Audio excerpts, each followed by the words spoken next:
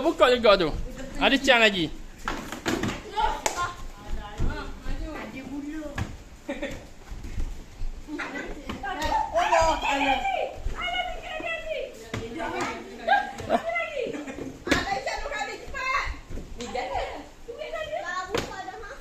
Dah.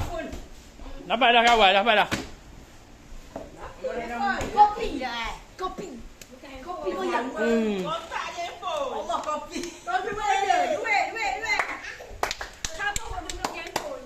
Ni stok nombor. Tu kopi Vietnam punya duit. 30 ya. Kopi stok tu. Nah dah. Ayo kopi. Awak banyak dah. Dah belanja dah awak.